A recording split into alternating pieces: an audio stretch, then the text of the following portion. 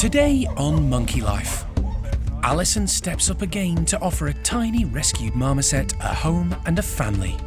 Hey, little one. Oh, tiny. 6 months less, maybe only 5 months. The care team get a workout. That's just textbook, that is. Challenging Hananya's chimps to do the same. And newcomer Capuchins Matty and Louie meet dominant female phoenix.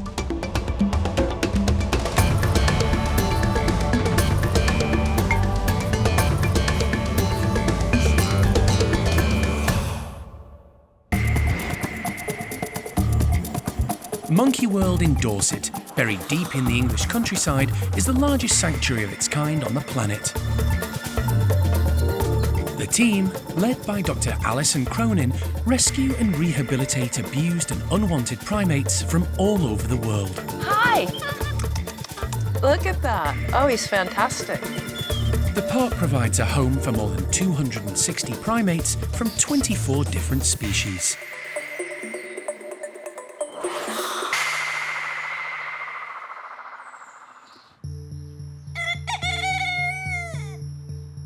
It's early morning at the park, and Alison is preparing for a rescue mission following a call from the RSPCA in Essex yesterday. They intervened after discovering Marmoset Tock had been purchased to promote the owner as an influencer, and after discussions, the tiny primate was signed over. I've been told it's a boy. I'm prepared to get a girl or a boy. You know, who knows what it's going to be. But I've seen the photographs, and indeed, it's a tiny infant marmoset.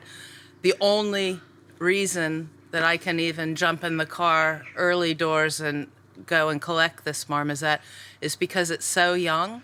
I can probably give it to one of our rehabilitated pairs, and they'll adopt it. So, upside, downside, tragic orphan baby for no reason being sold into the pet trade, we might be able to fix it. We'll have to keep our fingers crossed and hope little Tock is a strong character who wants to live, because he's very vulnerable right now. It's been several months since the UK government announced a bill to end the trade in primates as pets in England. But this is still going through Parliament, and for now, the trade continues, pushing the park to its limits.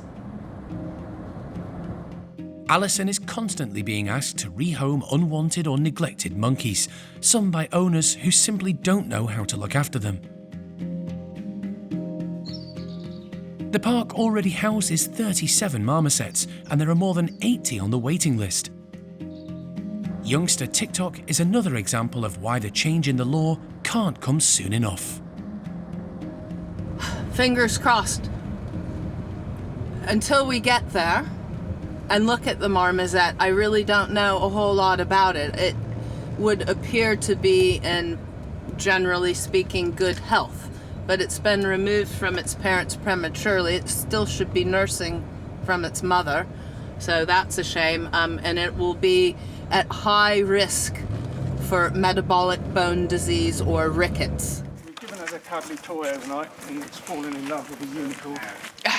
The marmoset has been looked after overnight by local vet Robert Lees. Hey, little one. Oh, tiny. 6 months less, maybe only 5 months. Wow.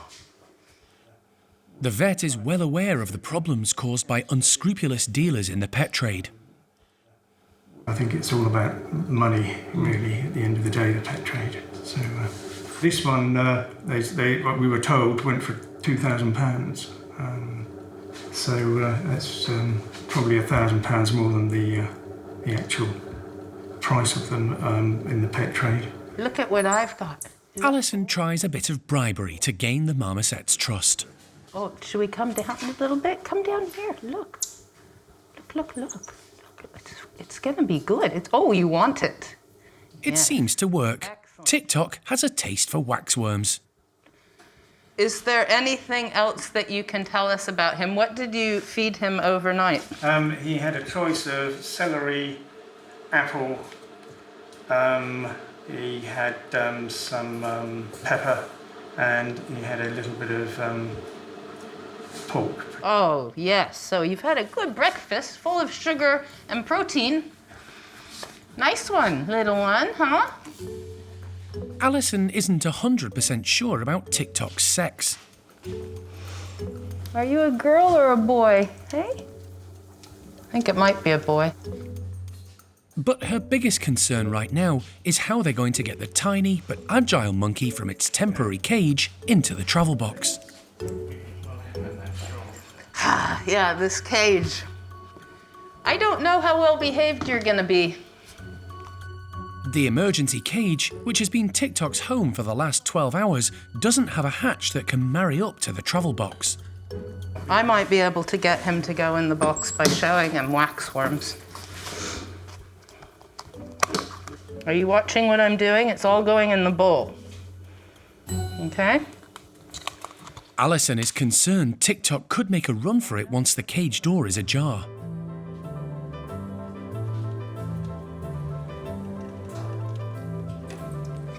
Come this way, come this way, come this way. Okay, down, down, down, down. Good. Almost professional.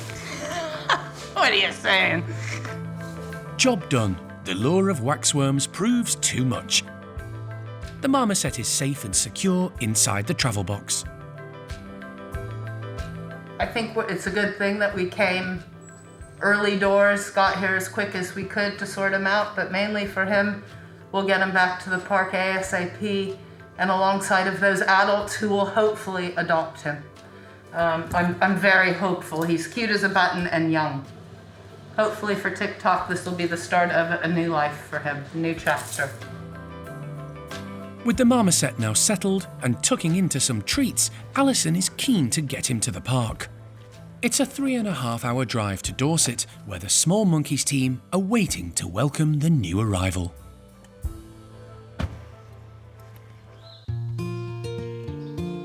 In recent months, there's been quite an influx of newcomers to the park. Capuchins Matty and Louis arrived from Borth Zoo in Wales. They're now permanent residents of the lodge, home to Erico's group of 11. Over the last couple of weeks, they've been getting to know a few of the less dominant females there. The introductions have been going well, so today the pair are going to come face to face with head female Phoenix. First meetings can be unpredictable, and the primate care team are well prepared. So introductions in any group can be quite stressful, particularly for the animals that are involved and also the rest of the group that are potentially shut away in a different area. So we like to try and keep things really low key, so we have absolutely minimal staff and people in the house, enough that we can keep an eye. Try and keep it nice and calm. Initially those introductions won't be on public view, and then we can introduce gradually all of those things as time goes on and things are starting to improve. The design of the Capuchin house means introductions are easy to monitor. In this house, we've got their large playroom at the front, which is what the public can see through the window. And then we've got a horseshoe of bedrooms, which are divided up. So for the initial introductions, we use the bedrooms because we have a little bit more control. So if something negative did happen, we are easily able to separate the animals. As it progresses, we can give them more space, such as the playroom, and they also have the cage enclosure as well, and the large forest enclosure. So Matty and Louis have actually been out into the cage enclosure with some of the females, and they've actually really liked it out there. And they spent a couple of days in the playroom as well. So they have actually seen all areas of the house, just not the forest enclosure yet. Phoenix has been waiting patiently in an adjoining bedroom. She's a respected leader, but like most dominant Capuchins, can be pretty feisty. She'll probably have plenty to say to the newcomers. Donna opens up the slides and the trio come face to face. As expected, there's a bit of posturing from Phoenix, but Matty seems nonplussed by the attention. He gives the dominant female plenty of space, busying himself foraging and exploring the bedrooms.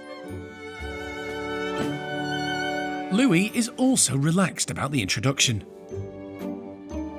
As a result, it doesn't take long for Phoenix to settle down, and with the meeting going so well, Donna contemplates adding another individual to the mix. So we're just considering putting Scarlett in. Scarlett has been in before a couple of times and she's been really good. We're just thinking it might be quite nice for Phoenix to have a friend as well. Scarlett has reacted well each time she's met Matty and Louis. She's an independent Capuchin who was wild-caught before her time in a laboratory and prefers climbing trees and foraging to group politics. Matty and Louis appear to be following her example. So Matty and Louis have lived together for quite a while before arriving to us at Monkey World. And we have actually noticed that although they're not super close in terms of they don't really groom or spend a lot of time foraging together, if one of them's a little bit unsure, then they will actually seek out the other one for a little bit of reassurance. So there definitely is a bond there, but we just don't see them spending heaps of time together. With all 4 Capuchins behaving themselves, Donna decides to allow them into the large indoor playroom. This will give them more space to move around freely and follow their natural instinct to forage. The newcomers make use of the extra space, but remain deferential to head girl Phoenix when she reminds them who's in charge, so the signs are positive. Next stop for the Borth Capuchins will be access to the wonderful outside forest enclosure.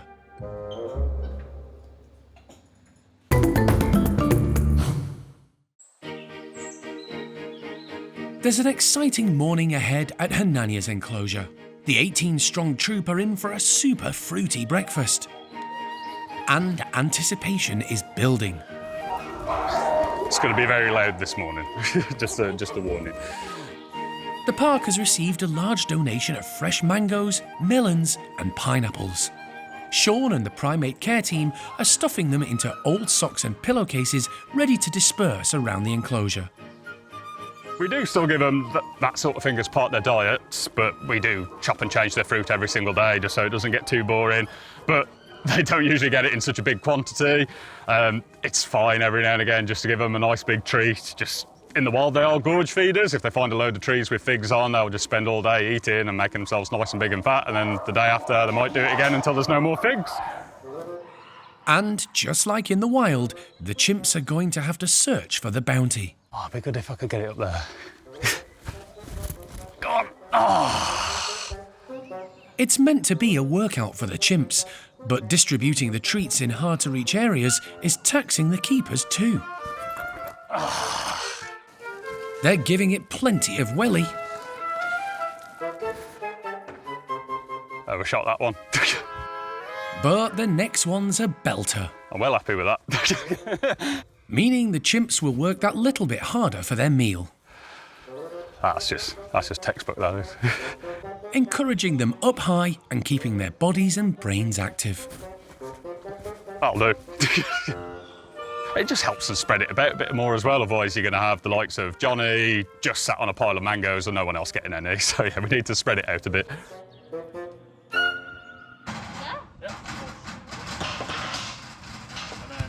Mission complete, and the slides are opened. The highly excited group rush out en masse, eager to see what's on the breakfast menu. It doesn't take them long to realise that pillowcases and socks contain fruity treasure. They're soon tearing at the cloth to reach the prize inside. True to form, dominant female Johnny collects and hoards as many as she can. Cookie and Trudy want to hang on to theirs too, so head off to eat in a quiet spot. In the wild, chimps will gorge on plentiful food discoveries, coming together as a community. Boss Hanania and a large number of his troop demonstrate the behaviour, eating contentedly in a communal setting. The chimps tear into the fruit easily with their strong teeth. Shamak made short work of a juicy mango. The chimp's long canines are perfect for piercing the tougher outer skin to reach the juicy flesh. The fruit-fueled breakfast is not a regular occurrence. The primate care team have to pay close attention to the chimps' diets in order to avoid health problems. It means regulating the amount of commercial fruit they're given. We had quite a lot of, not obese, but slightly overweight chimps. It is something you do want to keep an eye on. It's always treading that fine line between, like, you know, giving them nice things, but also keeping them healthy. But the major reason we did start cutting down the fruit was because of Bart's diabetes. And we thought, yeah, we are going a bit overboard, so maybe let's pull it back a little bit. But at the end of the day, they are still rescues, and we do still need to spoil them sometimes. So every now and again, grabbing a mountain of melons and pineapples and mangoes, throwing them in there and just letting them have a wonderful morning, you know, it's got to be done. There's plenty to go round, meaning even the low rankers get their share of the fruity feast. Trudy's enjoying it so much she's even climbed up high to eat. She does love her food, but isn't the most active of chimps, and often goes for the easier pickings at ground level, so it's good to see her using the climbing frame. Alpha male Hananya's getting a lot of attention today, something he doesn't always appreciate. I think out of all of our top boys here, he has the toughest time. We've got a lot of big characters, particularly with the girls in this group, and they are very much in his face all the time and just constantly being niggled at by him. But yeah, I think he definitely appreciates just a little bit of quiet time. Just sit back and eat a melon without anyone asking him for anything. Sneaking off lower down the climbing frame may give him the moment's peace he craves. Today's enrichment has been a success. The whole troop have come together, their usual squabbles replaced by hugs and greetings. It's just been quite nice seeing everyone just getting along for a change, particularly when we have had that little bit of tension between Hananya, Simon and Johnny recently. It's been nice to just see everyone just pile in there and just stuff their faces and choose to be nice to each other instead. And after a hearty meal, there's usually two options. Sleep it off, or burn it off with a bit of play, like Thelma and Arthur.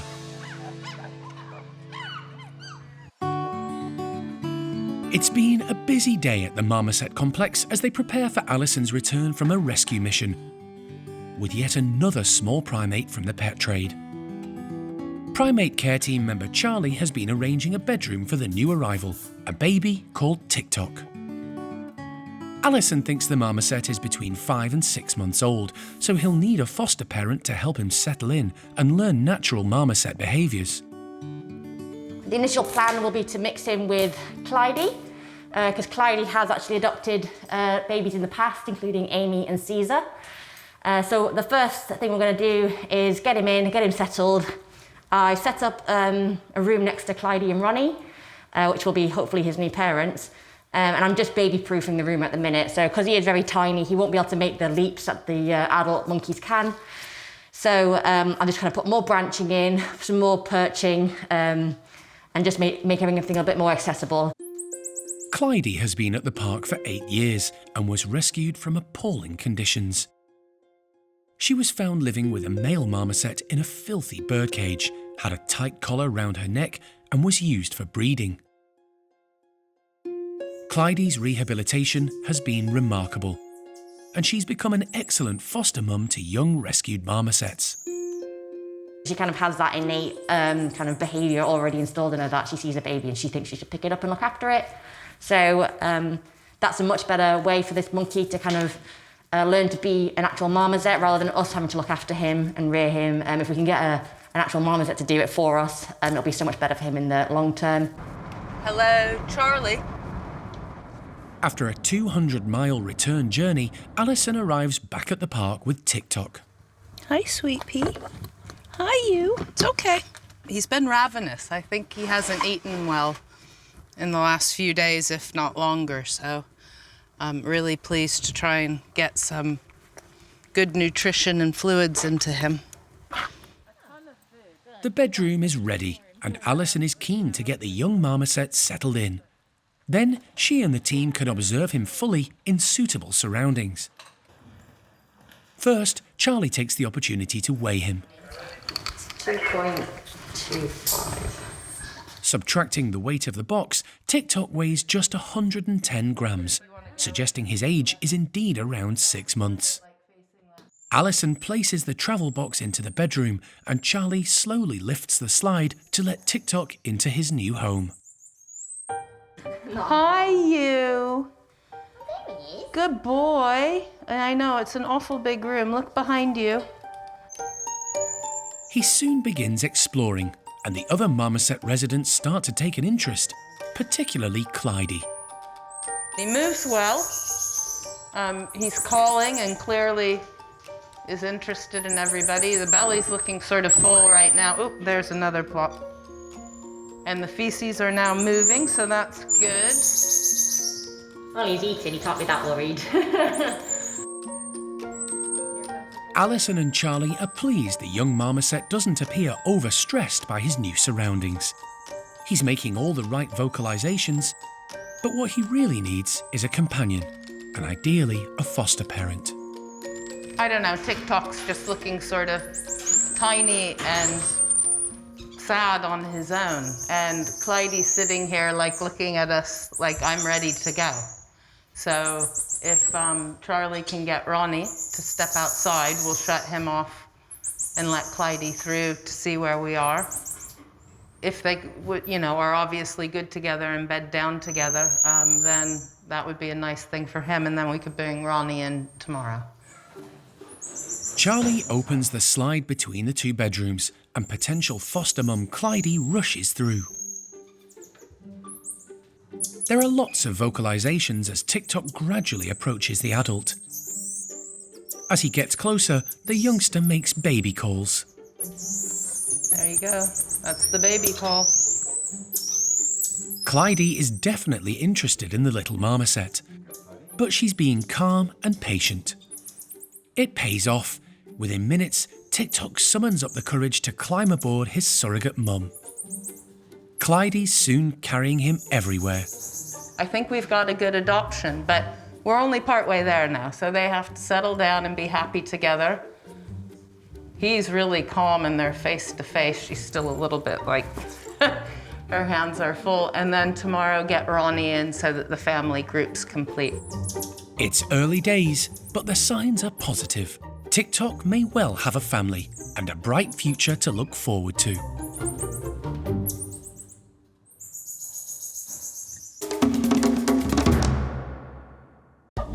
Next time on Monkey Life. Life and death decisions for the team when woolly monkey Oriana and her unborn baby are on the operating table. I think we should go for it. I think we should go for it. I think so. But it's very, very risky. Okay. And a bumper crop of grapes on the vine for the golden-cheeked gibbons.